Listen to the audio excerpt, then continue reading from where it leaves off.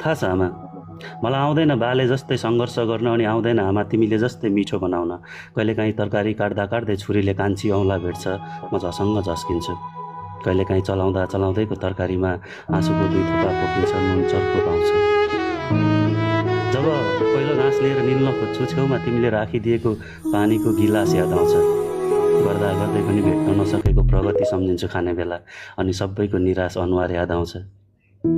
खै खै किन कता कता छातीभित्र पोले जस्तै हुन्छ घरिघरि, तर आत्मा पाकेकै छैन। साँच्चै आमा ढुक्क हो, तिम्रो छोरो थाकेकै छैन।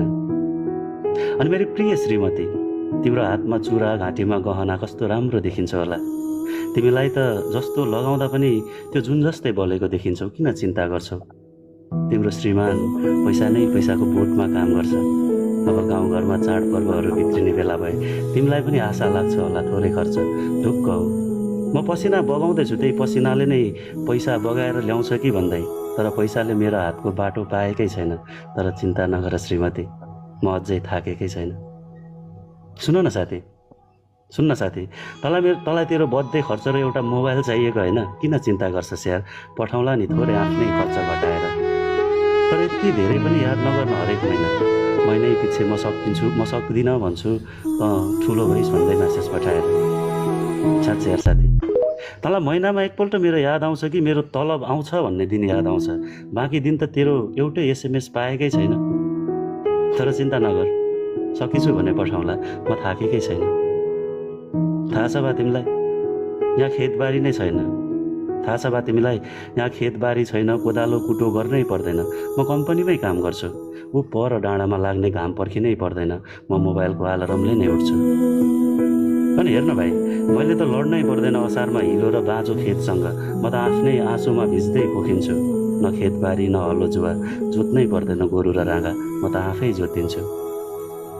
तर पनि खै के भएको, किरा लाग्यो या मलजल नै पुगेन, त्यो पसिनाले सोचेको अन्न सोचे जस्तो पाएकै छैन। तर चिन्ता नगर भाइ, तेरो दाइ थाकेकै छैन। खै कस्तो सहर हो यो, गाउँमा जस्तै बत्ती जाँदैन, यहाँ सधैँ बलिरहन्छ। तर 4 वर्ष भयो, यो उज्यालोमा पनि दीपावली किन देखिँदैन? सायद पसिनाको गति थोरै बढे जस्तो त्यो निधारमा दसैँको टिका नै भेटिँदैन। खेतको आलीमा जस्तै सडकमा धेरै फुलहरू फुलेको देख्छु, तर माला उन्ने हातहरू देख्दिनँ। साँच्चै बहिनी, म पो आउन पाउँदिनँ त, उपहार त पठाउन मिल्छ नि तिहारमा।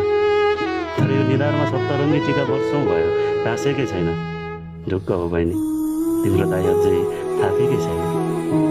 सायद यस्तै हो जिन्दगी, अनि यस्तै हो परदेश। कसैको वचन, कसैको घृणा सहनुपर्ने, गाउँघरको याद अनि परदेशको पीडा सहनुपर्ने। मनले त हरेक रात निदाउन नसक्दा सबैलाई सम्झिएर भोलि नै घर जाउँ भन्छ नि, तर के गर्ने, समस्याले डाँडा काटेकै छैन। त्यसैले सबै ढुक्क हो, म थाकेकै छैन। त्यसैले सबै ढुक्क हो।